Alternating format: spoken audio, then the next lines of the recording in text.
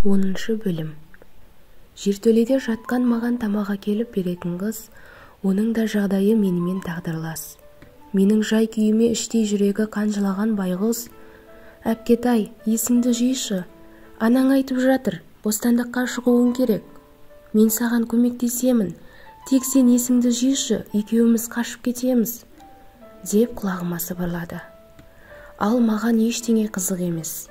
Енді бостандықтың керегі жоқ. Қызым үшін қашуды жоспарлаған едім. Менің өлгім келеді.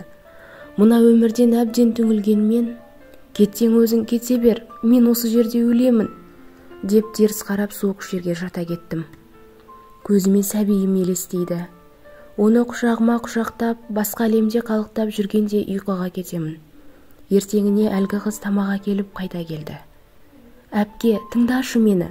Бостандыққа қашып шықсаң, бөбегіңнің қай жерде жерленгенін көрсетемін.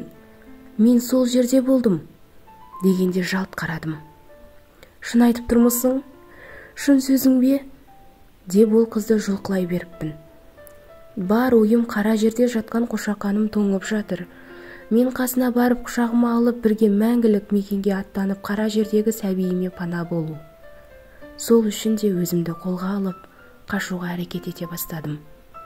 Цыгандар мерекесі басталды. Алдында айтқанымдай кәрі аюанның иттері масайып қойнында жас бойжеткендер.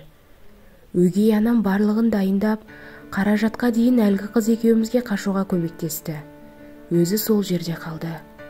Түн жарымның іші. Такси дегенді әрең тоқтатып, автовокзалға келдік. Пойызбен қашу үшін жеке төлқұжат керек. Ол бізде жоқ.